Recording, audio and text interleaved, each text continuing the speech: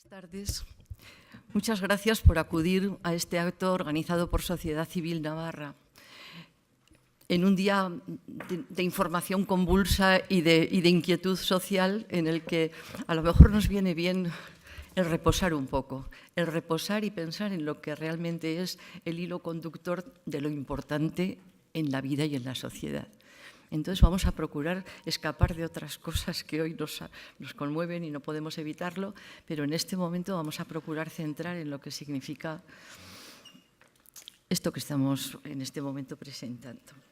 Pardines, cuando ETA empezó a matar.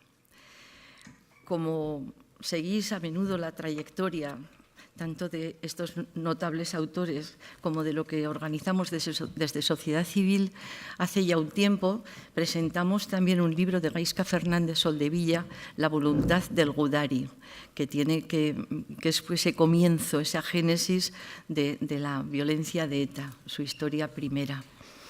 Y hace no mucho también acudimos a un acto que ya no organizábamos nosotros, pero que La Bolsa y la Vida.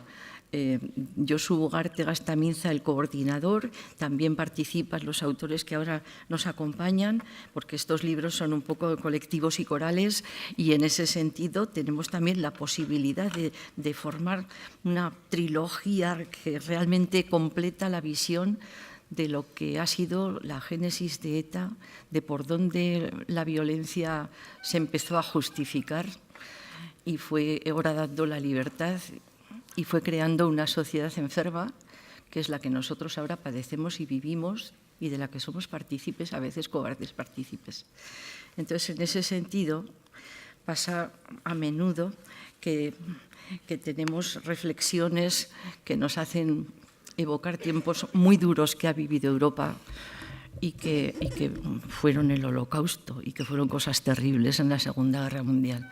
Cuando hay hechos terribles, queremos olvidarlo, queremos disculparlo, queremos escapar, queremos no tener en cuenta esto que hemos vivido, y a partir de esas situaciones hay veces en las que las sociedades pues toman medidas peligrosamente de escape. Y bueno, pues por eso este libro que hoy vamos a presentar y que primero voy a presentar a sus autores comienza con una reflexión de Primo Levi, no es banal. Nos acompaña esta tarde Florencio Domínguez Iribarren, doctor en Comunicación Pública por la Universidad de Navarra, que ha ejercido de redactor jefe de la agencia de noticias Vasco Press y analista en los periódicos La Vanguardia, El Correo y Diario de Navarra. Actualmente trabaja como director del Centro para la Memoria de las Víctimas del Terrorismo. Es autor de ETA, Estrategia Organizativa y Actuaciones, de La negociación a la tregua, el final de ETA, Dentro de ETA, la vida diaria de los terroristas, Las raíces del miedo, ETA en Cataluña, Desde Terra Llure a Caroz Rovira, Josu Ternera, Una vida en ETA, Las conexiones de ETA en América y La agonía de ETA. Es también coautor de La historia de ETA, del año 2000, y Vidas rotas, Historia de los hombres, mujeres y niños víctimas de ETA, 2010. Ha recibido, entre otros, el Premio Javier Bueno de la Asociación de Prensa de Madrid al Periodismo Especializado, el Premio Internacional Covite, la Gran Cruz del Mérito Civil y el Premio de Periodismo Francisco Cerecedo. A continuación, también nos acompaña Gaizka Fernández Soldevilla, doctor en Historia Contemporánea por la Universidad del País Vasco, trabaja como responsable del área de archivo, investigación y documentación del Centro para la Memoria de las Víctimas del Terrorismo. Es autor de los libros Héroes heterodoxos y traidores, Historia de Euskadi Ezkerra, La calle es nuestra, la transición en el País Vasco y La voluntad del Gudari, génesis y metástasis de la violencia de ETA, al que he hecho referencia. Es coautor, junto a Raúl López Romo, de Sangre, votos, manifestaciones, ETA y el nacionalismo vasco radical. Y junto a Sara Hidalgo, también autor de La Unión de la Izquierda Vasca, la convergencia del PSE Euskadi Ezkerra. Ha sido guionista o asesor de varios documentales y coordinador de distintos proyectos de investigación. Colabora habitualmente con el diario El Correo y con publicaciones académicas. Forma parte del Consejo de Redacción de la revista Gran Place. A su vez nos acompaña también Javier Marrodán Ciordia, licenciado en Ciencias de la Información y doctor en Comunicación Pública por la Universidad de Navarra. Ha trabajado como redactor en Diario de Navarra de 1988 a 2007 y ha sido director de la revista Nuestro Tiempo. Desde 2011 es profesor de la Facultad de Comunicación de la Universidad de Navarra. Es autor de Regreso a Echarri Aranaz, 2004, sobre las víctimas del terrorismo y ha dirigido el proyecto Relatos de Plomo sobre la historia del terrorismo en Navarra, que dio lugar a 3 volúmenes publicados entre 2013 y 2015. En 2017 escribió y publicó con varios alumnos de periodismo Auschwitz en primera persona, una aventura periodística. Bien, pues estos autores nos acompañan para la presentación de este libro y sí me permito eso, citar a Primo Levi en la primera reflexión. Pensé que mi palabra resultaría tanto más creíble cuanto más objetiva y menos apasionada fuese. Solo así el testigo en un juicio cumple su función, que es la de preparar el terreno para el juez. Y los jueces sois vosotros. Esto escribió Primo Levi en Si esto es un hombre, que también forma parte de una trilogía con otras 2 obras. Bien, esta obra ya pasó la palabra a Florencio Domínguez y os comentará cómo está también colaborada con autores de otros periodistas que forman parte del equipo. Bien, con vosotros, Florencio Domínguez. Buenas tardes. Muchas gracias a todos ustedes por su presencia en este acto. Gracias también a Sociedad Civil Navarra por haber organizado esta presentación que nos ha hecho posible venir a Pamplona para dar a conocer el libro Pardines cuando ETA empezó a matar. Este libro es un trabajo colectivo de un grupo de especialistas en diversas áreas que ha coordinado el Centro Memorial de Víctimas del Terrorismo y en el que entre los autores hay una fuerte participación de autores navarros. Hay un profesor de la Universidad Pública de Navarra, Óscar Jaime Jiménez, otros 3 vinculados a la Universidad de Navarra, Javier Marrodán, que está a mi izquierda, Roncesvalles Laviano y María Jiménez. Los 3 formaron parte de aquel equipo que elaboró un gran proyecto que mencionaba Pilar, que es Relatos de Plomo. En Relatos de Plomo nos ha servido de inspiración en el Centro Memorial para poner en marcha un proyecto parecido en el País Vasco, un proyecto que recoja la historia del terrorismo poniendo el acento en la perspectiva de las víctimas. Y hay desde hace 2 años un equipo de historiadores trabajando para hacer posible lo que este equipo de periodistas hicieron de forma brillante en Navarra. Bien. El terrorismo de ETA se intensificó a medida que en España se incrementaban las libertades, que se asentaba el Estado democrático. La sociedad y las instituciones tuvieron que poner en marcha el nuevo sistema constitucional, haciendo frente con muchas dificultades a un terrorismo rampante que sembró de dolor y de sangre aquellos años. Con razón se ha bautizado como años de plomo a los de la transición y los primeros años de la democracia. Hay que recordar que el 95% de las víctimas de los asesinatos cometidos por ETA se han cometido en época democrática. Durante décadas hemos tenido que arrastrar la carga de la existencia de ETA y su actividad terrorista, una actividad que ha provocado un gran dolor, que ha dejado más de 800 víctimas mortales, 2.600 heridos, cuantiosos daños económicos y no pocas tensiones políticas y sociales. Navarra también ha pagado su cuota de sangre. Se han registrado 42 asesinatos en la comunidad foral, así como los de otros 13 navarros que fueron asesinados en otras partes de España. En esta cuenta hay que computar también 200 navarros heridos. Precisamente ayer se cumplieron 2 aniversarios. El 15 aniversario del asesinato de 2 policías en Sangüesa, Bonifacio Martín Hernando y Julián Enviz Luna, y 33 años de otro asesinato que conmocionó a Navarra, y no solo a Navarra, el del niño Alfredo Aguirre Velascoain y el del policía Francisco Miguel Sánchez. En la transición se creyó que podría desaparecer definitivamente el terrorismo de ETA.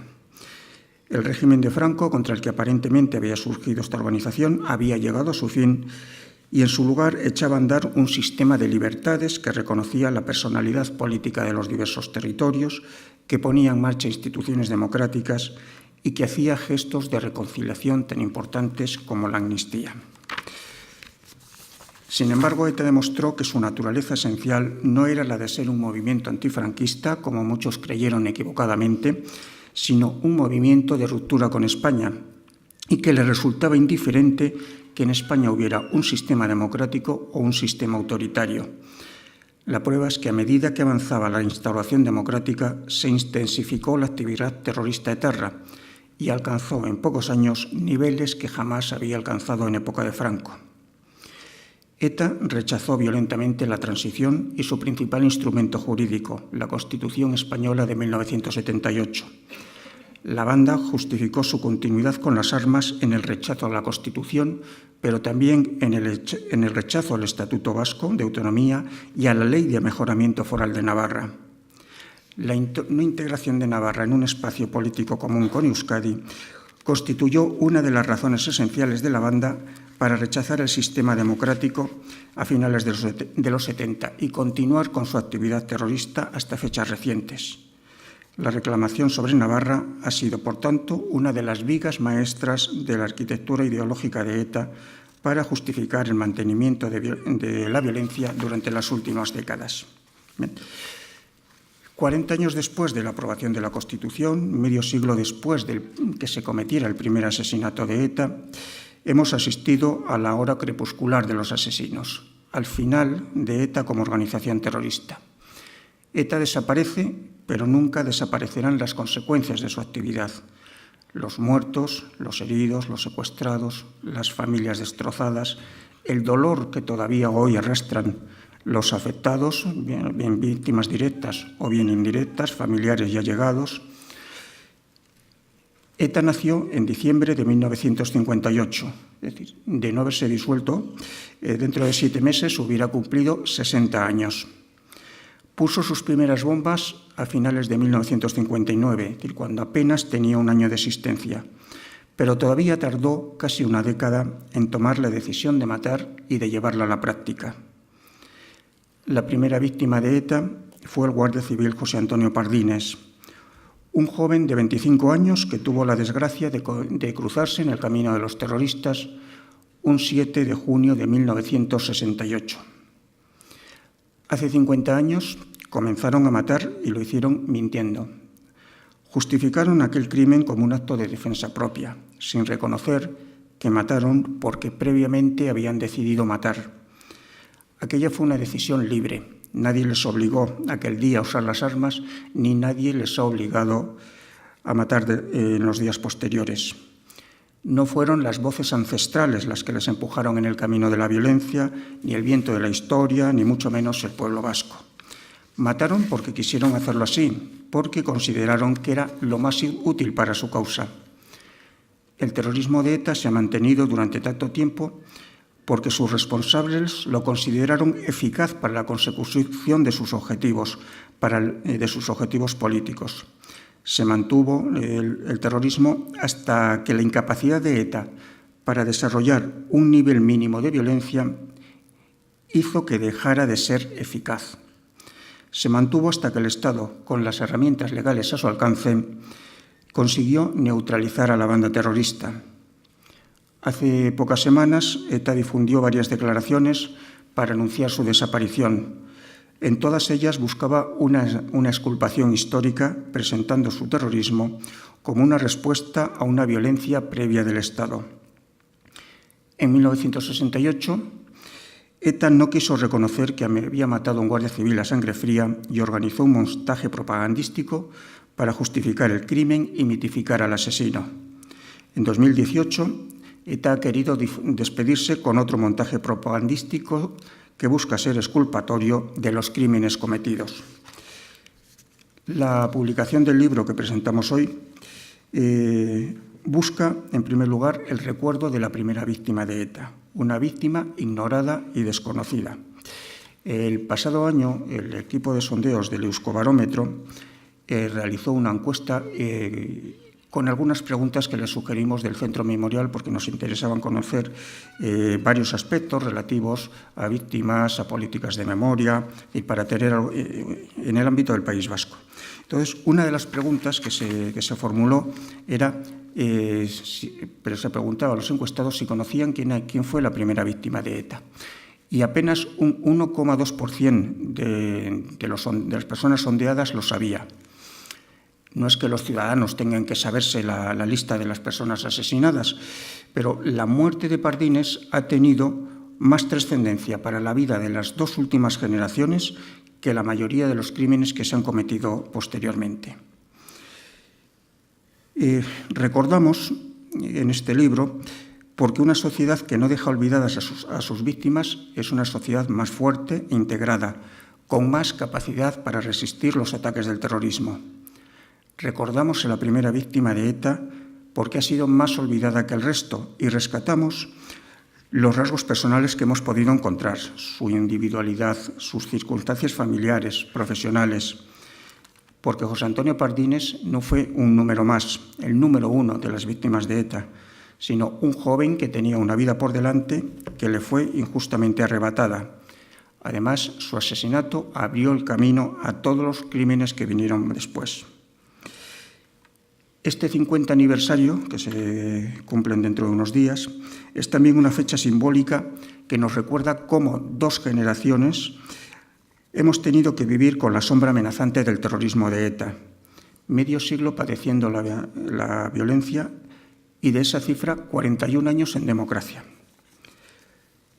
El recuerdo que hacemos a esta y a las demás víctimas busca homenajear a los afectados por el terrorismo, pero también deslegitimar ese terrorismo, porque no puede quedar justificación alguna de la violencia que hemos sufrido, ya que de lo contrario nos arriesgaríamos a dejar una puerta abierta a un posible retorno del retorno de la violencia con una nueva generación que busque su inspiración en ETA. La Ley 29/2011 de reconocimiento y reparación de las víctimas del terrorismo, que fue aprobada hace 7 años en el Congreso y en el Senado con un consenso absoluto, señalaba que los poderes públicos contribuirán al conocimiento de la verdad atendiendo a las causas reales de victimización y contribuyendo a un relato de lo que sucedió que evite equidistancias morales o políticas, ambigüedades o neutralidades valorativas, que recoja con absoluta claridad la existencia de víctimas y terroristas, de quien ha sufrido el daño y de quien lo ha causado, y que favorezca un desenlace en el que las víctimas se sientan apoyadas y respetadas, sin que quepa justificación alguna del terrorismo y de los terroristas. La ley nos exige que en el relato no quede justificación alguna del terrorismo. Eso no es incompatible con que haya una pluralidad de relatos. Pero hay uno de los autores del libro, Jesús Casquete, dice en su capítulo, dice, se puede explicar de muchas maneras la Primera Guerra Mundial, pero nunca se podrá decir que Bélgica invadió Alemania. Bien. No pueden diluirse las responsabilidades, como pretenden ETA y los suyos, entre gobiernos, partidos democráticos, periodistas y la propia banda, porque estaríamos haciendo realidad la advertencia de Hannah Arendt cuando escribió aquello que donde todo el mundo es culpable, nadie lo es. Este libro gira en torno al guardia civil Pardines, pero va un poco más allá. Estudia el atentado y su contexto, el contexto de la víctima, las operaciones de mitificación del verdugo, la situación política y social de la época en el País Vasco, el contexto internacional en el que apareció en aquellos años una nueva oleada de terrorismo y de violencia en numerosos países. Bien, no voy a extenderme más y voy a dejar que sean Gaizka y Javier quienes aporten más detalles sobre el libro. Muchas gracias.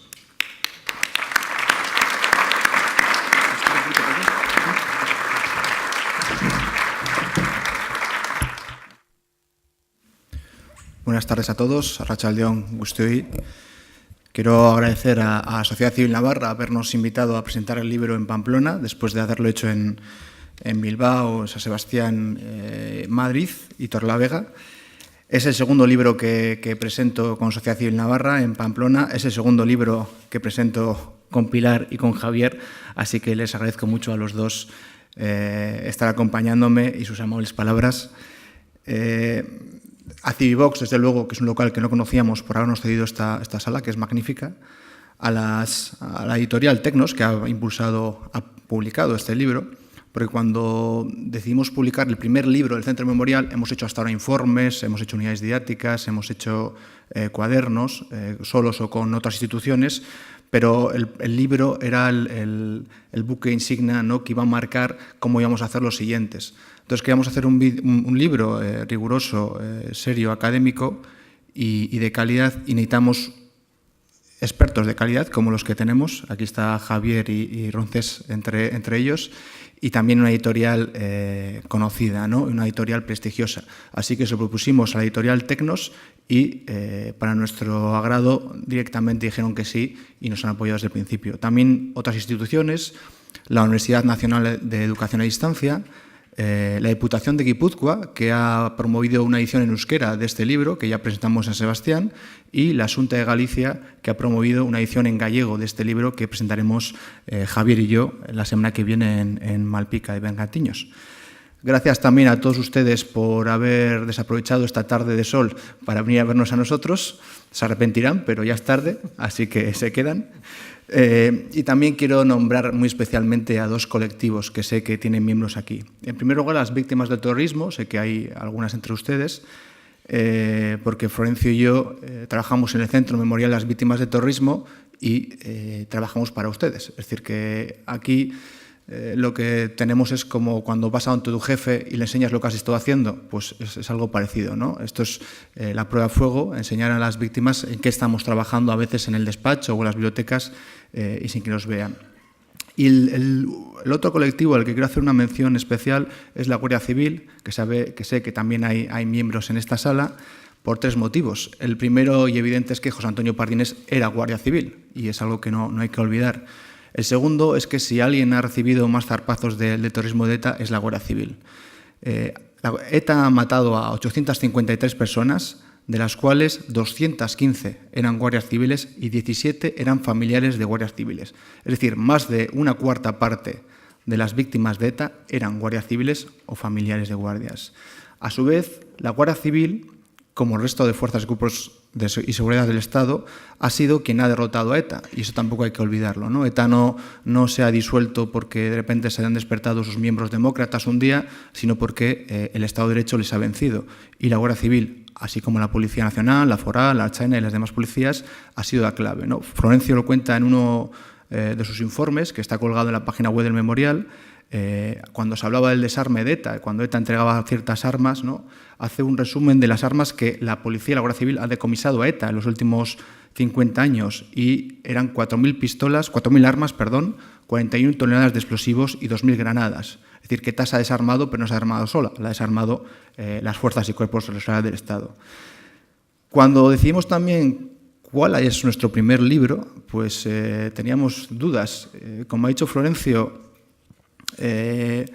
hicimos esta encuesta al Oscarómetro y nos dimos cuenta de que había un desconocimiento absoluto sobre la primera víctima de ETA, que fue sorprendente, y decidimos que había que empezar por el principio, por la primera víctima de ETA, y dedicársela a él. Sobre todo porque era el gran desconocido, porque José Antonio Pardines solo conocía el 1,2% de la población vasca, no sabemos cuánta población navarra, pero supongo que una cifra similar o menor, y si hiciésemos una encuesta toda la española sería bastante inferior, ¿no? Y llamó la atención el contraste con el victimario, con el asesino, porque Xavi Etxebarrieta, el asesino de Pardines, desde el primer minuto tuvo homenajes, ha tenido documentales. Este fin de semana se van a hacer homenajes a Xavi Etxebarrieta en Tolosa y en Villabona. Es decir, que durante 50 años ha seguido una figura mitificada, glorificada por un sector político, y casi todo el mundo sabe quién fue.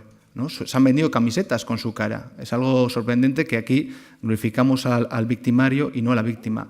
El primer libro sobre Xavi Etxebarrieta es de 1993, hace 25 años. El primer libro sobre José Antonio Pardines es de 2018. Es decir, hemos tardado 50 años en fijarnos en la víctima, en cambiar el foco, ¿no? No centrarnos solo en el victimario, en el asesino, sino ver también a la víctima. Y yo creo que ese es un grave problema que han tenido todas las víctimas, y Pardines es un ejemplo claro de todas las demás. ETA les animalizó, les deshumanizó, les convirtió en chacurras, en enemigos, en objetivos, y ahora llega el momento de devolverles la humanidad, de convertirles en seres humanos de carne y hueso. No podemos devolver la vida a nadie, no podemos curar las heridas a nadie, pero sí podemos devolver la memoria, recordar quiénes fueron, recordar que tuvieron una vida, que eran seres humanos, que no eran simples estadísticas, que no eran uniformes, y eso es lo que hemos intentado con este libro. Entonces, ¿quién fue José Antonio Pardines? Pues, nació en una localidad pesquera de Galicia, de La Coruña, Malpica de Bergantiños, un 1 de junio de 1943. Es decir, que dentro de 2 días hubiera cumplido 75 años. Nació el mismo año que fue encargada la pistola con la que lo mataron, que es una llamativa coincidencia. Nació en una localidad pesquera, como he dicho, entonces no es de extrañar que su madre era redeira. Redera en castellano es las mujeres que se dedican a reparar las redes. Pues su madre era redeira, murió joven, así que Pardines se tuvo que ir con una tía suya a vivir. Estaban Pardines, José Antonio Pardines, sus 2 hermanos pequeños y un primo, es decir, 4 niños en casa.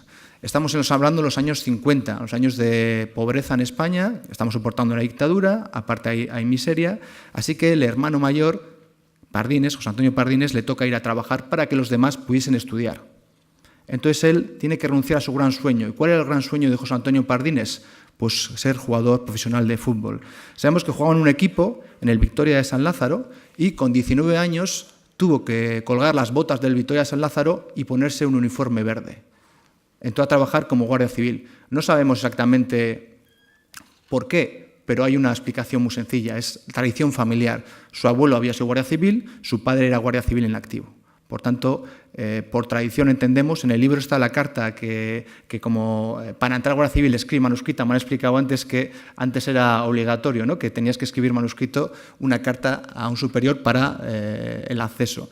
Y sabemos también, gracias a su expediente, que apenas tenía 1 centímetro más de la altura mínima. Es decir, que por un tacón no entró en la Guardia Civil, si no se hubiera quedado fuera. Bien, con 19 añitos, José Antonio entra en la Guardia Civil y, evidentemente, no puede ser futbolista, porque en la Guardia Civil no hay ninguna unidad que se dedique a dar patas a un balón, pero tenía otro sueño. Le encantaban las motos, le encantaba el motociclismo, y resulta que en la Guardia Civil sí hay una unidad que lleva motos, que es la agrupación de tráfico. Así que pide entrar en la agrupación de tráfico, lo consigue y, por lo menos en esos primeros años, consiguió un sueño que es trabajar encima de una moto. Antes de ayer fue, ¿no? La agrupación de tráfico le hizo un rendido homenaje en Aduna, y una foto preciosa que pueden ver en internet que les recomiendo. Bien, José Antonio estuvo destinado en Barcelona, en Asturias, y a principios del 66 le destinan a San Sebastián. Y no debía estar muy a gusto porque pide por 2 veces el traslado a Asturias de nuevo, pide volver a Asturias. Pero a principios de 1968, en enero, pide en cambio quedarse en San Sebastián. ¿Qué ha pasado? No estamos seguros, pero hay una coincidencia. Justo a principios de 68 se echa novia. Conoce una chica que se llama Emilia, empieza a salir con ella y de repente la ciudad de San Sebastián pues, no le parece tan plomiza y decide quedarse en ella, ¿no? Tiene planes de boda. El 1 de junio de 1968 cumple 25 años. El 2 de junio de 1968 la dirección de ETA tiene una reunión en Ondarroa y decide empezar a matar. Y 5 días después, el 7 de junio de 1968, ETA lo mata. Es decir, que apenas había cumplido 25 años. Si ese día, el 7 de junio de 1968, Pardines hubiera tenido otro turno, no hubiera tocado el turno de tarde, pues hoy estaría vivo, probablemente.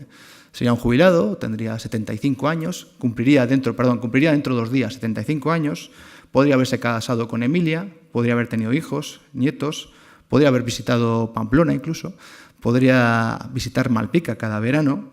Él, que era futbolero y cuando llegó a San Sebastián la Real estaba en segunda división, hubiera visto que en los años 80 la Real ganaba 2 ligas y una copa, ¿no? Algo que quizás le hubiera sorprendido mucho. Hubiera podido hacer muchísimas cosas. Esto es historia contrafactual, que es algo que los historiadores se supone que no tenemos que hacer, así que me perdonen, pero creo que es interesante porque nos permite ver que cuando el terrorismo asesina a una persona no solo le afecta porque le roba la vida, y es algo dramático, muy dramático, sino porque es como una piedra que cae en un estanque, ¿no? Una piedra que cae en un estanque crea ondas de la ausencia. Entonces, cuando matan a Pardines, no solo están matando a Pardines, están evitando una boda, están evitando un amor, están evitando que los hijos y sus nietos de Pardines existan. Hay una frase de Sin Perdón, de cuando el vaquero del que hace Clint Eastwood le dice a un chico joven, habla de matar de una manera bastante ligera, y Clint Eastwood ahí hace de asesino. Pero él le dice, Clint Eastwood, cuando matas a una persona no solo le quitas todo lo que ha sido y todo lo que ha tenido, le quitas todo lo que tiene y todo lo que podría llegar a ser en el futuro, no le estás robando el futuro. Y esto es lo que hacen con Pardines el 7 de junio del 68. Por desgracia, ese día, en la Nacional 1, Nacional Madrid-Irún, estaban obras. Y como estaba en obras un puente, hay una variante cerca de Aduna, en Guipúzcoa, y ahí ponen a una pareja de la Guardia Civil de tráfico a regular el tráfico. Ni siquiera están haciendo un control de carretera, simplemente están regulando el tráfico porque hay obras. Ponen en un extremo a Félix de Diego, al que ETA asesinará 11 años después, cuando esté inválido con cáncer en Irún, y en el otro extremo está José Antonio Pardines. Sabemos la hora exacta, a las 5:30 pasa un coche, un Seat 850, coupé, blanco, pasa delante de Pardines. En ese coche hay dos miembros de ETA. Por un lado está Iñaki Sarasqueta y por otro Xavi Echevarrieta, que era el jefe carismático de ETA, que había escrito en un boletín de ETA poco antes que para nadie es un secreto que en 1968 no terminará sin algún muerto, y que era el que había sido encargado de preparar el asesinato de Melitón Manzanas, del inspector de la Brigada de Investigación Social de San Sebastián, ¿no? Esos dos etarras iban a Beasain a recoger un cargamento explosivo. Pero la orden que tenía ETA era matar a Melitón Manzanas y a Junquera, al inspector de Bilbao, nada más.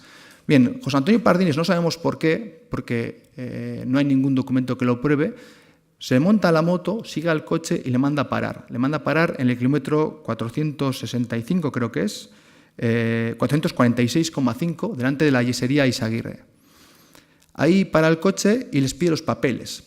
Y con los papeles en la mano mira el número de bastidor. Comprueba que el número del bastidor y el número de los papeles no es el mismo, y no podía ser el mismo porque el coche era robado, era un coche robado. Y hasta tal punto, en ese momento, ETA no era una amenaza para la policía ni para la Guardia Civil, que dice en voz alta, con todo su candor, esto no coincide. Él mismo dice, esto no coincide. Lo dice en voz alta y estas son sus últimas palabras. Inmediatamente recibe 5 tiros y muere en el acto. Y aquí es donde entra una cuestión de la que ya ha tocado Florencio, que es la cuestión del relato. Que ahora hay un debate bastante importante en el País Vasco y también en Navarra sobre cómo vamos a contar el terrorismo ahora que ya ha terminado. ¿Qué hacemos con él? Y ¿todos los relatos son válidos? Pues es cierto que hay muchos relatos diferentes, con sensibilidades políticas diferentes, desde perspectivas académicas diferentes. Yo creo que es algo bueno y lógico, ¿no?, que haya un debate. Pero hay una frontera, que es la que ha tocado ya Florencio hablando de la Primera Guerra Mundial. Es el respeto a los hechos o el no respeto. Y en el caso de Pardines, y es un ejemplo de todo lo que ha venido después, no se han respetado los hechos. La historia que conocemos de Pardines está tergiversada, es básicamente mentira.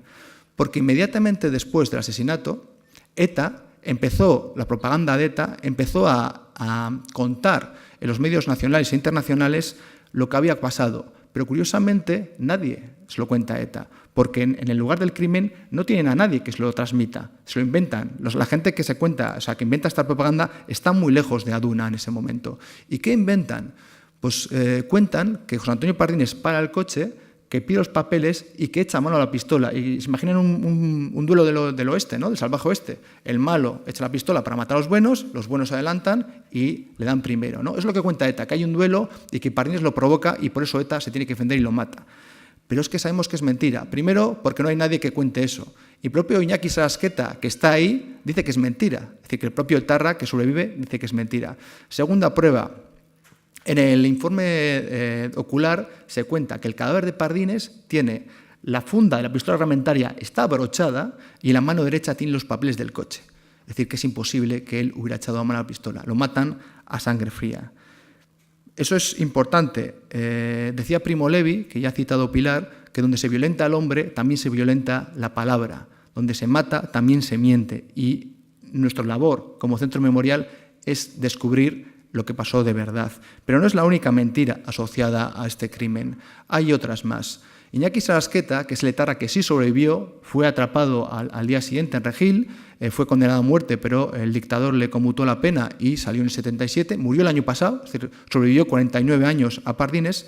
Bueno, Sarasqueta contó en varias entrevistas que Xavi Etxebarrieta había tomado centraminas, que son anfetaminas, una droga, que estaba muy nervioso, que le dijo, si descubre Pardines, si descubre la Guardia Civil, lo matamos. Y Sarasqueta había dicho, no lo matamos, podemos desarmarlo, podemos huir, o sea, había varias opciones. Y que Xavi Etxebarrieta no le hizo caso y mató a Pardines. Esta versión, la de un etarra bueno que intenta parar al asesino y un etarra malo que mata, es la que más hemos creído los historiadores, y yo también. Es decir, que yo he creído que era así. Pero cuando hemos descubierto, y en este libro hemos tenido la inmensa suerte de descubrir documentación inédita, la causa judicial, con los informes forense de balística, resulta que, como he dicho antes, Pardines tenía 5 heridas en el pecho, en el torso, de bala, y en el lugar del crimen se encuentran 5 casquillos. O sea que las matemáticas son exactas. Bien, de los 5 casquillos, 3 son de 9 milímetros y 2 son de 7,65 milímetros. Xavi Etxebarrieta tiene una pistola de 9 milímetros, Iñaki Sarasqueta tiene una pistola de 7,65 milímetros. Es decir, que las pruebas periciales indicarían que hubo 2 tiradores y que, por tanto, lo que hemos creído hasta ahora no era verdad. No es, por desgracia, la última mentira que hay en este asesinato.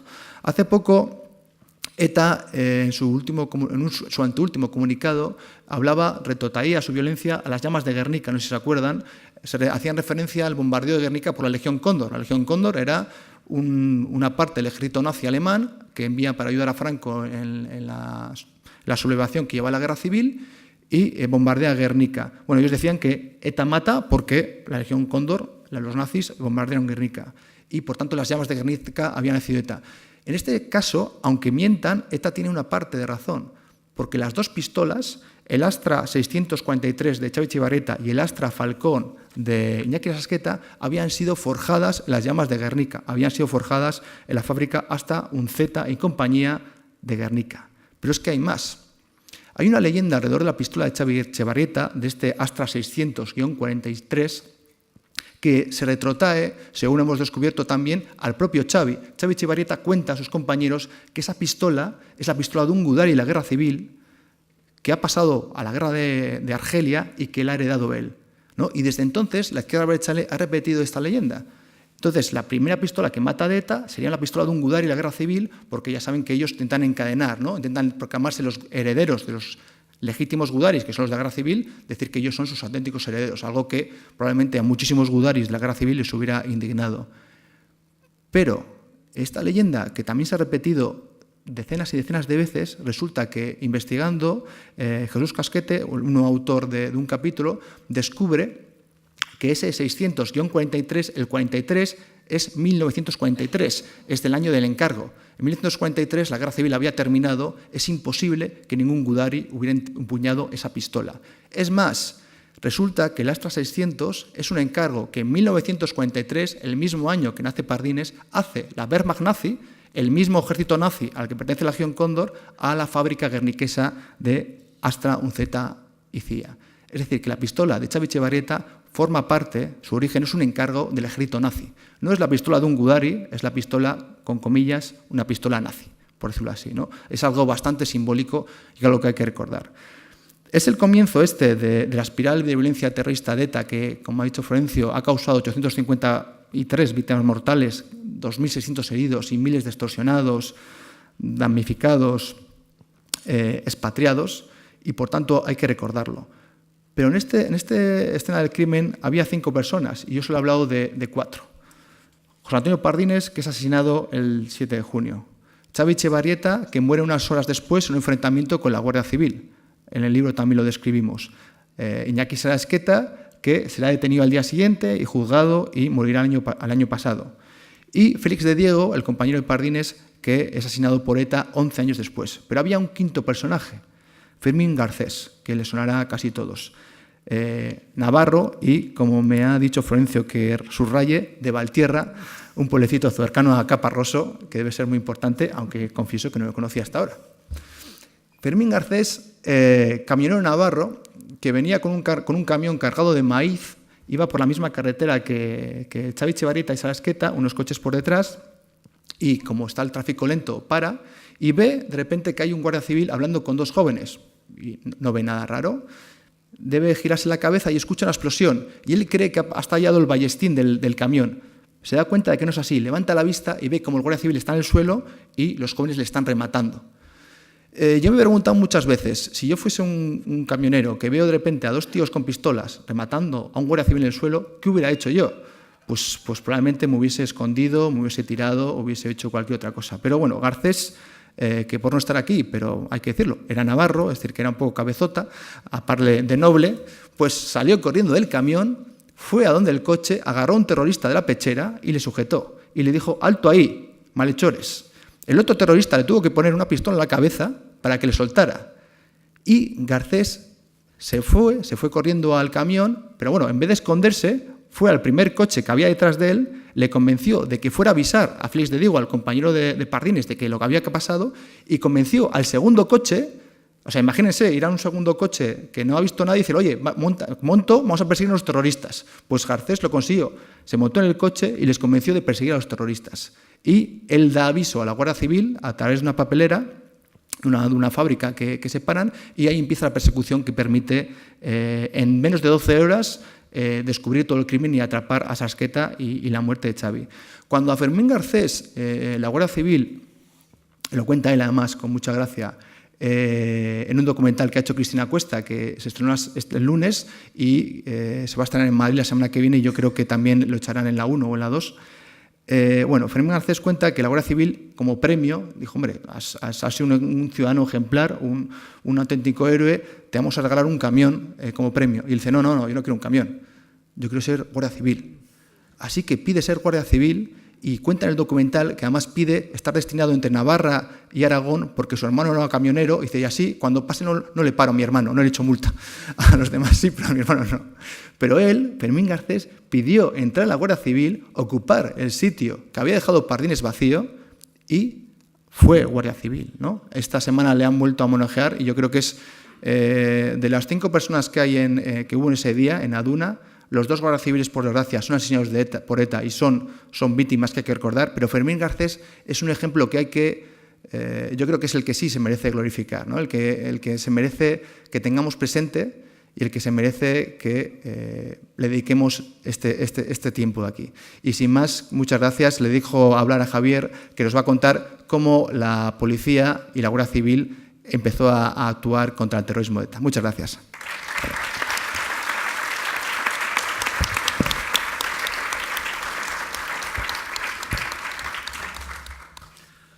Buenas tardes. Gracias a Sociedad Civil Navarra por la invitación, a Pilar muy especialmente por su amable presentación, y bueno, y a Florencio y a Gaisca, que me han precedido y que también fueron quienes me hicieron la propuesta de colaborar en el libro. Yo soy el autor, junto con Roncesvalles Laviano, de uno de los capítulos, en el que hemos tratado de reconstruir cómo fue la respuesta de la policía y de las fuerzas de seguridad a este primer atentado de ETA, y quizá más extensamente al segundo, el asesinato de Melitón Manzanas. Gaisca se ha centrado en el crimen que quitó la vida a José Antonio Pardines, y 2 meses después, en agosto, ETA mata de forma premeditada y de una manera más planificada al responsable de la policía en Guipúzcoa, Melitón Manzanas. En este capítulo, como digo, hemos tratado de contar eso, cómo fue ese trabajo, y también parte del trabajo de la policía en los años siguientes hasta la transición.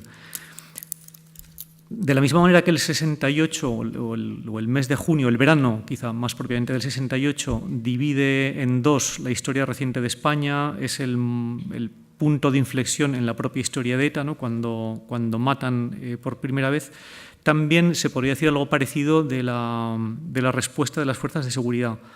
La policía, la Guardia Civil sabían que existía ETA, pero no le prestaban excesiva atención. Un informe de de la época, dice que las investigaciones las tenían orientadas en ese momento hacia actividades de matiz extremista, marxista, anarquista, etc.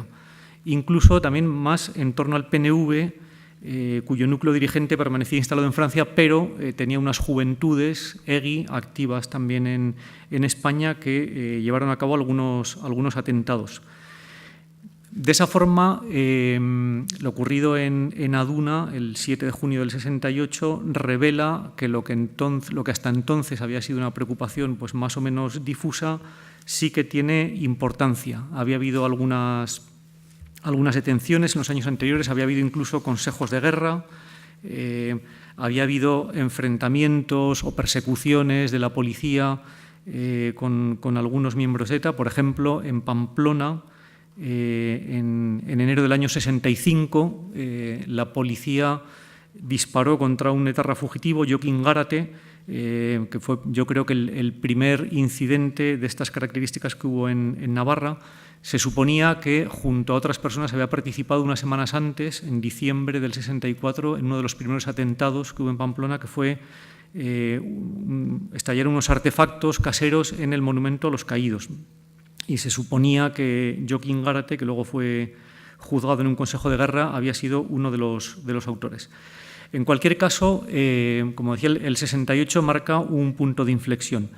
Policialmente, la muerte de José Antonio Pardines se resuelve, si cabe hablar así, ese mismo día. Hay dos personas implicadas, lo han matado por una decisión que toman sobre la marcha.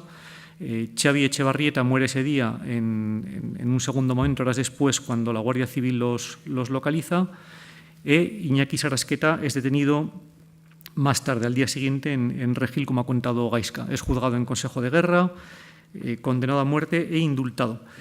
Los dos, y especialmente Xavi Echevarrieta, estaban implicados en el operativo que ya se había puesto en marcha para asesinar a Melitón Manzanas, y que efectivamente, bueno, como supongo que todos saben, muere en su casa de Irún. Bueno, es asesinado el día 2 de agosto del 68. Cuando vuelve de trabajar le estaban esperando algunos miembros de ETA y lo matan de varios disparos. Era el responsable de la policía en San Sebastián y era conocido, tenía una fama justificada de torturador. Era una persona que con frecuencia pues había abusado de los detenidos, muchos de ellos, iba a decir simples antifranquistas, gente contraria al régimen. Los autores, en ese caso, sí que huyen y, aunque se pone en marcha un enorme dispositivo policial para localizarlos, se tarda en dar con ellos.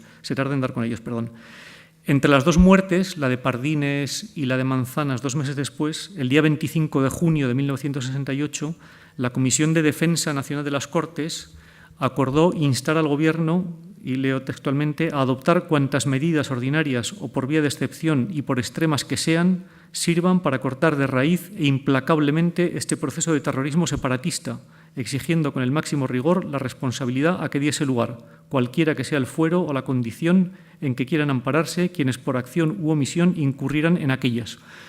Esto, bueno, pues me parece que es como la manifestación concreta de ese cambio, ¿no?, de la perspectiva que la propia policía tenía. Se estaban asomando a un paisaje nuevo.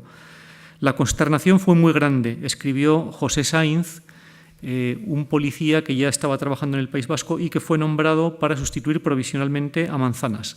A él se le encarga en concreto que investigue ese asesinato y que, bueno, pues, reúna los efectivos, que tampoco eran muchos, y los medios necesarios para conseguir dar con los autores. José Sainz fue un policía de larga trayectoria, estuvo muchos años en el País Vasco y escribió unas memorias minuciosas y muy extensas que creo que han sido la fuente principal de este capítulo. No se han publicado como un libro, pero su familia sí que las conservó y, bueno, están relativamente disponibles o localizables. Y, bueno, y en nuestro caso, los autores, pues, nos hemos servido de este material que cuenta de manera como muy detallada y muy desinhibida, muy espontánea en ocasiones, cómo era el trabajo de aquellos días, ¿no? Cuenta eso, los medios materiales que tenían, que no eran pocos, cuenta como él mismo en el despacho de Melitón Manzanas, ¿no? Donde empieza a trabajar, trata de, entre los papeles que conservaba, dar con algún hilo del que pudiera tirar, explica que se identifica algunos liberados de ETA, pero realmente, dice él mismo, estuvieron dando palos de ciego durante varios meses, ¿no? En ocasiones revela también que trataban de mostrar como un gran despliegue, pues paseando las 2 metralletas que tenían a la vista en determinados lugares para tratar de intimidar a pues algunos sospechosos o gente que pensaban que podía estar en el entorno de ETA, ¿no? Decía, con este tipo de medidas, el mostrarse o al mostrar el armamento, se pretendía sobre todo conseguir un efecto psicológico entre las gentes de unas y otras tendencias, dando la sensación de que éramos cientos los que habíamos llegado en vez de los 15 que en realidad vinieron de fuera a reforzar a los otros 6 u 8 destinados con anterioridad. Claro, cuando a veces se habla de la represión ejercida durante la dictadura franquista, que realmente la hubo, quizá nos hacemos una idea equivocada de también determinados aspectos del trabajo policial, ¿no? Lo cierto fue que hasta enero del año 69, o sea, por tanto 6 meses después, no hubo algunos movimientos relevantes en relación a estos primeros atentados de ETA. Y curiosamente, las primeras detenciones fueron en Pamplona. Hay una cadena de acontecimientos interesante que empieza en noviembre del año 68, cuando la Guardia Civil detiene, en concreto en la calle Conde Oliveto, junto a la antigua estación de autobuses, a Arantxa Arruti, que era en aquel momento la responsable de ETA en Navarra. Se había casado poco antes con Gregorio López Irasuagui, también miembro de ETA, y Arantxa especialmente era la encargada de organizar la primera infraestructura de ETA en la comunidad foral. Y entre sus actividades hace un informe, por ejemplo, que le encargan sobre el ambiente de la Universidad de Navarra, y le piden también que difunda algunas publicaciones editadas clandestinamente, pasquines o fotocopias muy caseras, en torno a la figura de Xavi Etxebarrieta. La Guardia Civil de alguna manera localiza estos movimientos y la detiene junto a su marido el día 10 de noviembre del 68, como decía, en la calle Conde Oliveto. Ingresan los dos en prisión, pero Gregorio López Irasuagui queda en libertad poco después. Y vuelve al País Vasco y cuenta lo ocurrido, que ya era público, a sus compañeros de ETA. De tal manera que en enero del año 69, muy pocos días, 2 meses después de la detención, Arantxa Arruti está en la cárcel y su marido y otro miembro de ETA, que es Javier Izco de la Iglesia, supuestamente el autor material de los disparos que acabaron con la vida de Melitón Manzanas, deciden, por su cuenta, casi ocultándoselo a los demás miembros de la ejecutiva etarra, deciden tratar de liberar a Arantxa Arruti, que está presa en la cárcel de Pamplona. Entonces llegan al barrio de San Juan, junto a la antigua cárcel, aparcan el coche en las inmediaciones de la prisión y, pertrechados con sendas pistolas, entran como si fueran visitantes. Gregorio López Irasuagui dice: yo vengo a ver a mi mujer, realmente era así. Y cuando están en el trámite de enseñar la documentación, pues sacan las pistolas, pero bueno, digamos que el intento acaba allí mismo. La Guardia Civil los reduce, se dispara una pistola, Izco resulta herido y lo trasladan al hospital, aunque se repone poco después. Y en el coche en el que ambos habían viajado y que es registrado, aparecen algunas armas más y una pistola que, según demuestran los informes de balística, es la que se había utilizado en el atentado contra Melitón Manzanas. Por tanto, empieza a cerrarse o empieza a dibujarse más bien el cerco en torno a los autores. Paralelamente hay algunas investigaciones en el País Vasco y el 6 de marzo de 1969, 3 meses después, es detenido en Eibar Francisco Javier Larena, uno de los liberados de ETA, de los miembros de su ejecutiva.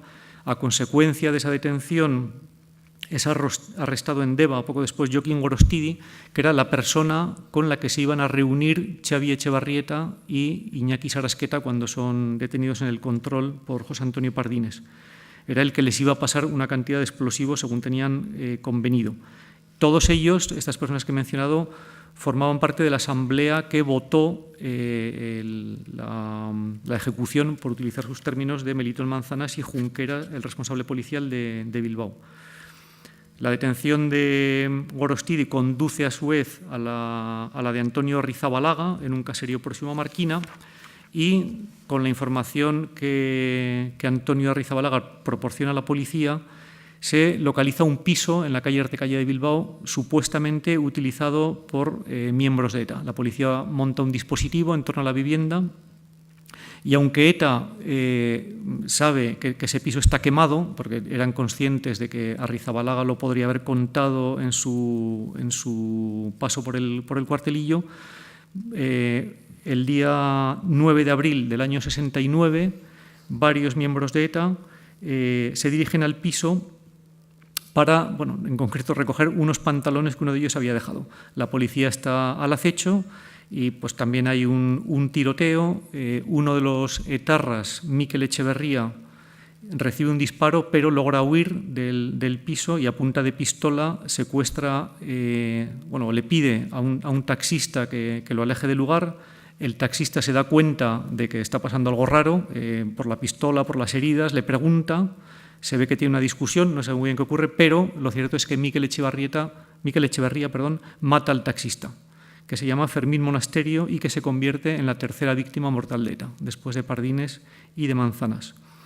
El resto son detenidos: Víctor Arana, Joshua Abrisqueta y Mario Naindía, y a consecuencia de esas detenciones, unos días después, en la localidad cántabra de Mogrovejo, la Guardia Civil detiene a varios etarras más que también habían participado en la ideación o en la ejecución del crimen de Melitón Manzanas.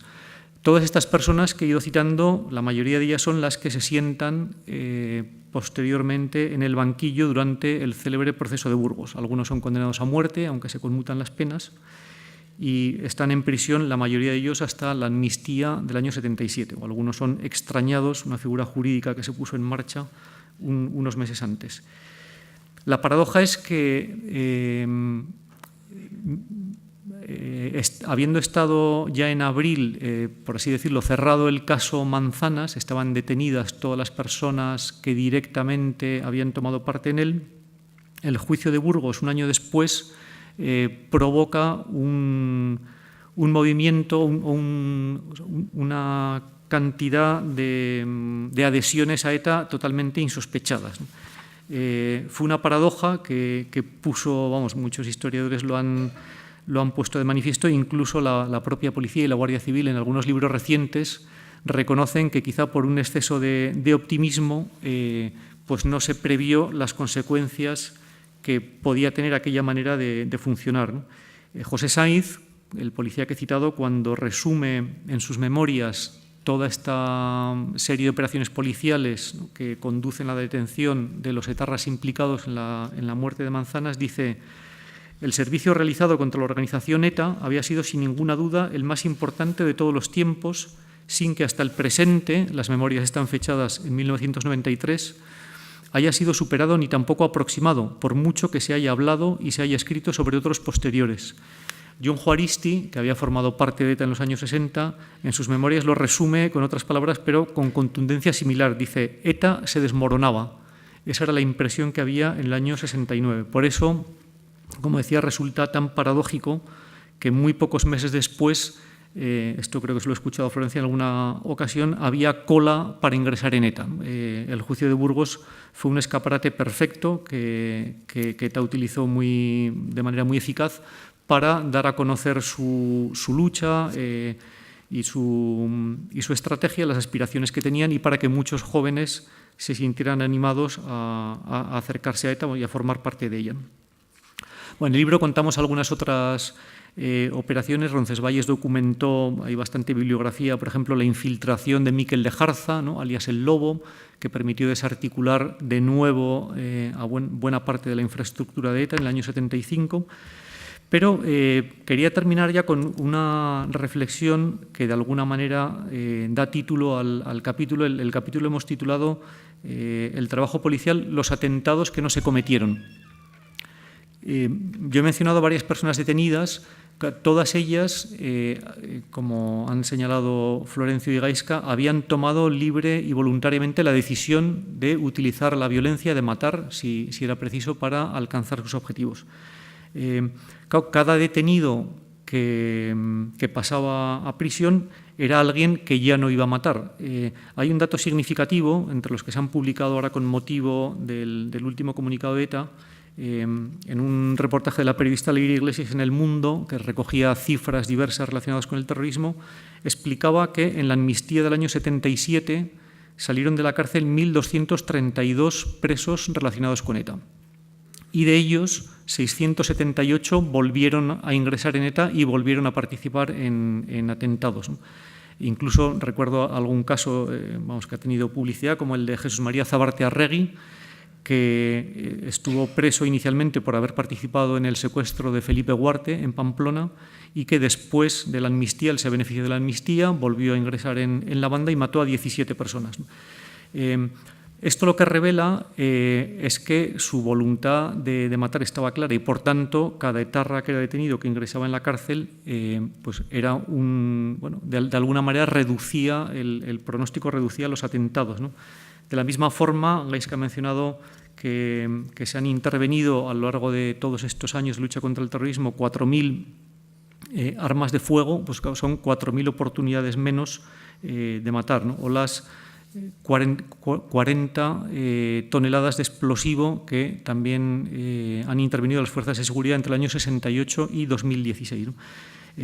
Por tanto, a pesar de que a veces cuando se hace balance de la actuación policial en aquellos años, incluidas algunas publicaciones recientes escritas por responsables de la Guardia Civil en concreto, y ellos mismos dicen que, que el trabajo inicialmente fue muy rudimentario, que era casi responder como se podía a lo que ETA iba haciendo, luego el trabajo mejoró y se sofisticó mucho.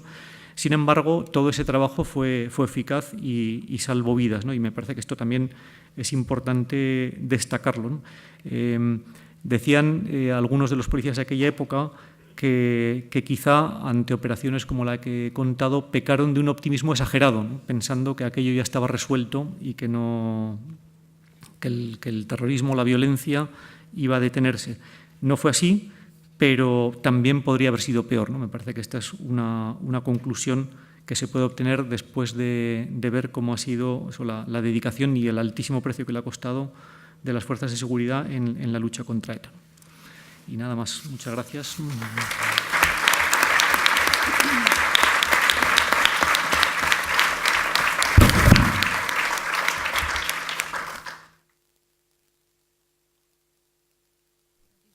Mucho tiempo para comentar y, sin embargo, seguramente suscita tantas preguntas esta exposición de esta tarde. De manera que también contamos con otra dificultad añadida, y es que no nos funciona el micrófono de sala. Nos han dicho que se ha estropeado, pero esta sala recoge muy bien el sonido. Yo creo que nos vamos a oír sin problemas y nos encantará pues, que participéis. Y en cuanto suscite cualquiera alguna pregunta, estamos a disposición de todos. Sí. Una ya la habéis solventado, ¿no? A mí siempre me ha parecido muy sospechoso el testimonio de Iñaki Sarasqueta. Siempre me había parecido autoexculpatorio. Yo creo que resulta bastante más convincente, tal como lo habéis contado ahora, que fueron los dos los que dispararon contra Guardines. Y luego la segunda pregunta, no me ha quedado claro en vuestra exposición, ¿cuál es el significado de las palabras de Xavi Etxebarrieta en la Red Reguna de 1968, cuando dice que no vamos a terminar el año sin que haya ningún muerto? ¿Qué significan exactamente esas palabras? ¿Ya habían decidido que iban a matar a manzanas o es una cosa más hasta? Es muy difícil interpretar las palabras de Xavi, pero yo creo que no tenía que ver con eso, ¿eh? No habían decidido todavía nada. Pero sí es cierto que en final del 67 y la primera parte del 68, los liberados de ETA empiezan a ir todos armados, van todos con pistola, hay ya enfrentamientos con la policía y la Guardia Civil cuando hay algún detenido, hay tiros ya entre etarras y miembros de las fuerzas cumplidas de Estado, entonces, y están haciendo atracos a mano armada. Entonces, se ve que la posibilidad de matar a alguien, o que algún etarra también salga muerto, es cada vez más real, ¿no? Es decir, son conscientes. Y cuenta, no sé si fue Mario Nandía en sus memorias, ¿no?, que había visto alguna vez a Xavi delante del espejo en calzoncillos con una pistola apuntándose al espejo. Y tiene bastantes poesías acerca de la muerte, ¿no? Cuenta Teo Uriarte, cuenta en el documental que tenía cierto aire necrófilo, en cuanto que la muerte tenía un aire romántico, el Che Guevara, que muere por la revolución. Entonces, es posible, pero ya sería una interpretación muy subjetiva, que en esas palabras de Xavi sí haya una parte de él, ¿no? Una parte de ofrecerse a la emulación, pero eso ya es una interpretación muy personal que no puedo sostener en datos. En relación a lo que concierne al terrorismo, el pasado año se constituyó un equipo de trabajo formado por miembros del Ministerio de Educación, del Ministerio de Interior, de la Fundación Víctimas del Terrorismo y del Centro Memorial, precisamente para preparar material educativo para llevar a las aulas. En ese equipo de trabajo, bueno, y concretamente nosotros en el Centro Memorial, elaboramos la primera unidad didáctica. Se decidió que fuera para cuarto de la ESO, ahora se están preparando para otros niveles educativos. Una primera unidad didáctica que ha ido acompañada, en el que se hace una breve historia del terrorismo en España con recopilación de algunos testimonios de víctimas de diferentes terrorismos, enfocada a alumnos de cuarto de la ESO. Y eso ha ido acompañado de un programa de formación de víctimas para que vayan a llevar su testimonio directo a las aulas. Entonces, este año ha entrado en funcionamiento de manera experimental por primera vez en 50 colegios de la Comunidad de Madrid. A fin de este curso se había extendido ya a La Rioja, donde ya habían empezado a ir las víctimas, es decir, en paralelo a la difusión de la unidad didáctica, y a Castilla y León. Es decir, para el próximo curso, además de estas comunidades, ya están las primeras gestiones en marcha para que se lleve a la Comunidad Valenciana y a Murcia. Y así ir extendiéndolo poco a poco a otras comunidades. Y es digamos que es un material que proporciona herramientas a los profesores e información a los alumnos, y siempre con el testimonio de las víctimas. En unos casos puede estar disponible en soporte audiovisual, y en otros, cuando los colegios así lo solicitan, con presencia directa de las víctimas, para que expliquen directamente entre los alumnos. Los resultados, en el País Vasco se puso en marcha una experiencia parecida en la legislatura del gobierno de Patxi López, que luego ha continuado, porque se ha comprobado que el testimonio directo de las víctimas ante los alumnos tiene un gran impacto. Es decir, los alumnos, el feedback que se ha recogido de estos 50 colegios de Madrid ha sido muy positivo. Es decir, los colegios han trasladado, digamos que su satisfacción por los resultados de este programa. Y lo que cabe esperar es que el curso próximo se amplíen a más comunidades y a más colegios para llevar la formación de carácter histórico acompañada del testimonio personal de las víctimas. Nosotros llevamos funcionando 2 años, el equipo todavía un poco menos. Yo estuve el Centro Memorial y se inició con una sola persona, que era yo, durante 6 meses. Y luego se sumaron los otros 4 personas que forman parte del equipo. Hemos empezado por poner en marcha algunos proyectos, pero iremos ampliando otros. Se celebró en Martutene un acto de homenaje a los funcionarios de prisiones en 2015, pudo ser, si no me equivoco. En 2015, me parece que fue un acto de homenaje a los funcionarios de prisiones que han sido víctimas del terrorismo. Y además, en el Centro Memorial, va a haber un museo, una exposición permanente, y una parte importante de esa exposición permanente es la recreación del zulo en el que estuvo secuestrado Ortega Lara, a tamaño real. Es decir, nos ha parecido que la reconstrucción de ese escondite puede tener más capacidad de transmisión de mensaje, de poner de manifiesto la dureza de aquella situación que padeció este funcionario de prisiones. Yo creo que va a ser uno de los elementos más atractivos de la exposición que tendremos abierta en la sede de Vitoria, que esperamos inaugurarla el año que viene. Sí. En la introducción en este libro, hablando del Centro Memorial precisamente, hay un párrafo que a mí me había conmovido. Dice: la memoria que tenemos que afianzar es una memoria basada en una exhaustiva y rigurosa investigación académica, en la historia, en la certeza de lo ocurrido y no en la sentimentalidad que iguala a todos los sufrimientos, ya sean accidentales o provocados, sin distinguir las causas que los han generado. Necesitamos una memoria basada en el conocimiento histórico, porque ya ha llegado a la mayoría de edad una generación que no conoce nuestro pasado reciente y se junta con otra generación adulta a la que le cuesta recordar el pasado. Porque algunos pasados duelen, y el que tiene que ver con el terrorismo etarra especialmente. Duele a las víctimas directas y duele a muchos espectadores, a unos por empatía con los afectados, pero a otros por mala conciencia. Y es que ahí entra toda la sociedad.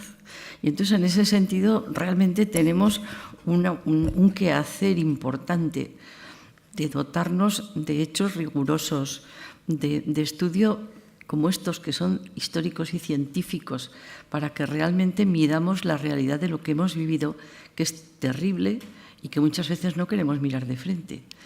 Y en ese sentido nos vamos, yo creo que poco a poco, ahormando para afrontar luego estas cuestiones que comenta el profesor de Peralta, que ha vivido en Cataluña, en el que tendremos que afrontar en todas las circunstancias. Pero si tenemos una visión que está despojada de esa especie de historia de corazón y de sentimentalismo, y lo hacemos con objetividad y con coherencia, pues entonces podremos analizarlo de verdad y podremos ser personas serias y libres, que es lo que pretendemos, ¿no? Entonces, en ese sentido, yo creo que efectivamente este tipo de reflexiones nos sirven para ir forjándonos en personas libres, que analicemos los hechos de frente, aunque son muy duros, y nos va a costar porque el que menos hemos sido cobardes, por lo menos, afrontando lo que hemos vivido, que era terrible.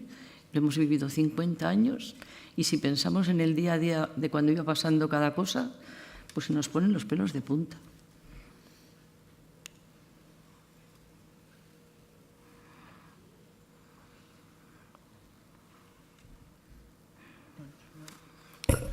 Mientras surge alguna otra pregunta, le puedo informar. Es decir, hemos empezado poniendo en marcha varios proyectos de investigación.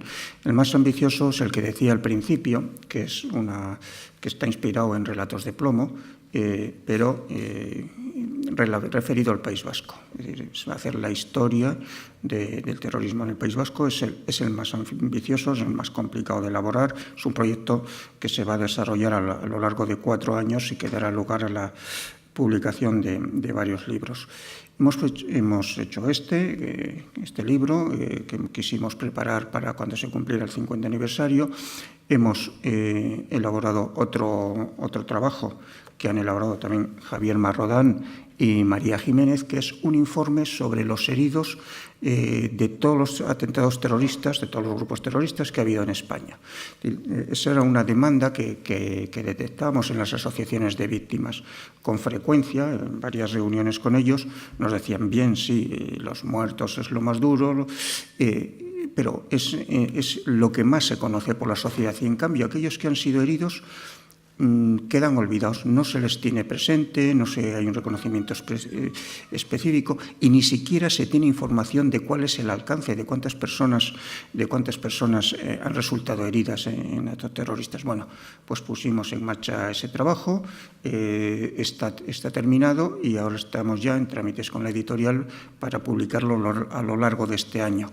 Tenemos en marcha otros proyectos de investigación que están también que se están desarrollando en este momento. Por ejemplo, un libro sobre las víctimas mortales provocadas por el Grapo, que ha sido un grupo terrorista, no, desde luego no al nivel de ETA, pero que ha sido importante en España, que durante algunos años, especialmente en la transición, tuvo una incidencia política muy notable y muy desestabilizadora, y que, sin embargo, bueno, pues es mucho menos conocido y, desde luego, son mucho menos conocidas sus víctimas. Bueno, pues queremos hacer, está ya puesto en marcha y se está trabajando en ello, una investigación sobre estas víctimas, estas más desconocidas de Grapo y algún otro grupo similar minoritario.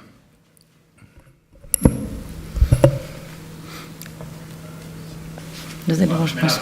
Sí, José Ignacio.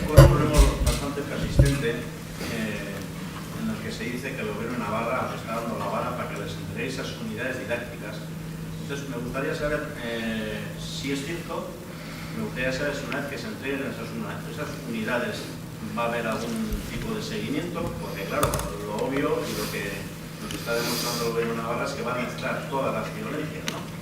Entonces, me gustaría saber si con esa excusa van a seguir devolviendo todas las violencias. A ver, el Gobierno de Navarra supongo que sus relaciones serán con el Gobierno central, con el Ministerio del Interior. Yo desconozco las gestiones que puedan tener. En lo que respecta a las unidades didácticas, son públicas, están colgadas en nuestra página web. Si alguien tiene interés, las puede localizar. Y desconozco la relación que pueda tener el Gobierno de Navarra con el central Que no lo sé, yo desconozco lo que hayan hablado entre los dos gobiernos, lo ignoro. Pero vamos, en todo caso, en lo que concierne a las unidades didácticas, ya digo, están subidas en la página web del Centro Memorial y se han distribuido ampliamente, con lo cual cualquiera que tenga interés en ellas tiene libre acceso.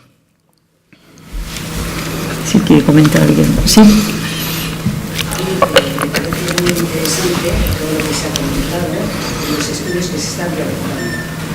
Pero yo, por ejemplo, siempre he hecho en falta, no sé si está hecho, el estudio de los partidos, estoy hablando en este caso del País Vasco, que, por ejemplo, estaban en el poder y no hicieron nada. La omisión, la responsabilidad de la omisión. No sé si se entiende o tengo que explicar más. Y lo digo porque a mí eso siempre me ha parecido grave. Yo vivía en el País Vasco y a mí siempre me pareció que unos mataban, pero otros dejaban que se mataran. Y eso me gustaría que se estudiara. Y sobre todo hoy, cuando por ejemplo en nuestra propia comunidad, algunos partidos parece que quieren estar donde jamás estuvieron. Y eso también me parece muy peligroso. Los que no estuvieron nunca estuvieron. No sé si me explico. Quieres estar ahora, pero no has estado jamás. Y jamás ni has llorado, ni has sufrido, ni te has acercado. Y eso creo que también es muy importante, porque creo que no se puede tergiversar la historia, porque eso creo que trae otras historias después. Y por lo que respecta al compañero de Peralta, yo también creo que es muy importante cómo se enseña la historia. Y desde luego en la Comunidad Foral de Navarra, en algunos sitios se tergiversa de una forma increíble. Y eso me parece peligroso también. Bueno, en el trabajo que se está haciendo sobre terrorismo y memoria en el País Vasco, sé que he dicho antes que se hace con el Instituto Valentín de Foronda, es un instituto de historiadores de la Universidad del País Vasco. Uno de los aspectos que se está investigando es qué se hacía en los ayuntamientos cuando había un asesinato. Entonces, los investigadores, bueno, están todavía trabajando en ello, todavía no han presentado las conclusiones, han ido ayuntamiento por ayuntamiento a mirar las actas municipales. Es decir, cada vez que mataban, que había un asesinato en ese municipio o moría un vecino de ese municipio, a ver qué hizo el ayuntamiento, si aprobó un comunicado de condena, si hizo alguna movilización de protesta, si lo ignoró. Eso forma parte del trabajo y eso va a dar una imagen sobre el comportamiento de las fuerzas políticas ante atentados terroristas graves con pérdida de vidas mortales. Y se han estado, no sé si habrán terminado ya, pero el equipo de trabajo lleva meses revisando, buscando actas municipales para buscar patrones o para sacar conclusiones de cómo se actuaba en las instituciones ante este tipo de episodios.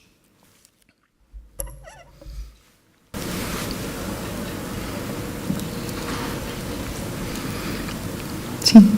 Hablamos de partidos políticos y es curioso que la Iglesia Católica todavía no ha pedido perdón por cómo se portó durante estos años de terror y cómo trató a las víctimas y a los asesinos. Bueno, algunas declaraciones de perdón sí ha habido, de solicitud de perdón.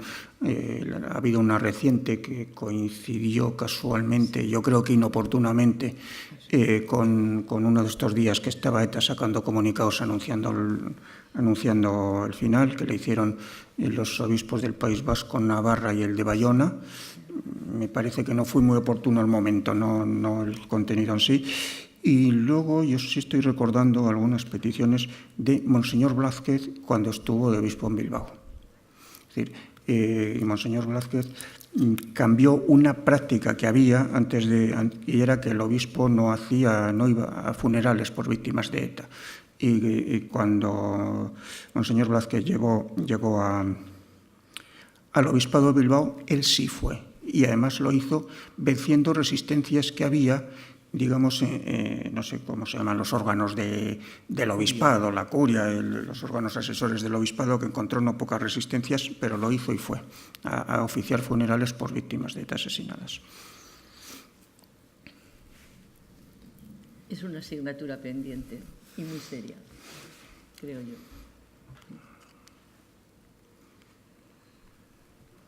¿Hay más preguntas? Sí, toca. Ya que habéis iniciado el acto, me parece muy bien, hablando del aniversario de ayer, de los dos barcos policíacos de Sangüesa y la actuación de Francisco Miguel Sánchez, y hablando al hilo de la pregunta de ahora, de si la historia hay que ver la conducción, o sea, no ver la historia de atrás como ha sido, sino que cómo sigue siendo hoy en día, porque ese aniversario fue ayer, y el año pasado el Ayuntamiento de Pamplona ha puesto una placa en el lugar donde asesinaron a Alfredo Aguirre, Francisco de Miguel, pero la placa la ha puesto solo para Alfredo Aguirre. Entonces, yo creo que simplemente es hacer una reflexión de ver cómo estábamos hace 30 años y cómo seguimos hoy en día respecto a eso. Ya. O sea, estamos hablando de esto como si fuese una cosa pasada y qué hacían los partidos entonces, pero eso no es qué hacían entonces, sino qué seguimos haciendo hoy en día y dónde seguimos viviendo y cómo estos partidos y quienes los gobiernan hoy en día siguen tratando esto. O sea, estamos hablando de pasado y esto ha sido hace unos meses. Simplemente a modo de cada uno que haga la reflexión que crea oportuna. Ya. Bien, aquí está Carmen, que hoy por la tarde nos acompaña. Gracias, porque sé lo que pasaste ayer, lo que pasas hoy, lo que pasas en estos momentos. Y realmente pues es muy duro además el comprobar que de las víctimas de Navarra, de los 42 muertos que hemos tenido en Navarra, hay tantos de sus asesinatos que están sin resolver, sin saber quiénes son sus autores.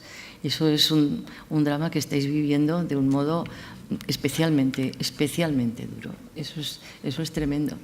Y en Navarra este dolor es más fuerte en la medida en que de 42 es que sois muchos los que estáis con esa situación de vacío, de que ni siquiera sabéis quiénes son los autores, ni se han detenido, ni se sabe más. Y bueno, y en algunos casos prescritos y en algunos casos con un juicio que pasó tan discreto que casi ya no fue una incoación así de sumario. Yo tendré suerte si no me cruzo con unos asesinos de mi padre por la calle. Ya. En la calle. O sea, que Seguramente y no te enteras, es probable. Ya. Pero vamos, era una reflexión que quería hacer porque me da la sensación de que estamos hablando como estamos hablando del pasado. Sí, no, que esto está vivo, está claro. Y esto es de hoy en día, o sea, tú me lo explicas porque yo, vamos, es que además sé, porque hablo yo con la hija de este Policía Nacional que murió en el atentado y nadie se puso en contacto con ella ni hablo con ella. Entonces es una cosa que cómo lo explicas que hoy en día ese supuesto apoyo, ese supuesto reconocimiento que tenemos, cómo se explica que en 2018 el Ayuntamiento de Pamplona ponga una placa en un atentado en que se han asesinado a 2 personas y se le ponga la placa solo a una. Yo creo que no hace falta decir nada más. Ya. Bueno, todo esto tiene que mejorar y mucho. Pues no sé, yo creo que por lo que el avanzado de la hora y que la sala cierra, vamos a agradecer primero a Civivos que nos ha cedido la sala gratuitamente, como hace para estos casos, y por otra parte agradeceros a vosotros la presencia en una tarde que, como decía Gaiska, hace sol o ha hecho sol y encima teníamos así como los medios ardiendo y en ese sentido todo el mundo con muchas inquietudes. Pero una reflexión tranquila sobre estos temas yo creo que son imprescindibles para que como personas nos crezcamos un poco y veamos lo hermosa que es la libertad, lo terrible que es la violencia, sobre todo de personas contra personas, qué terrible. Bueno, pues ojalá que nos haya servido para crecer un poquito. Muchas gracias en nombre de Sociedad Civil.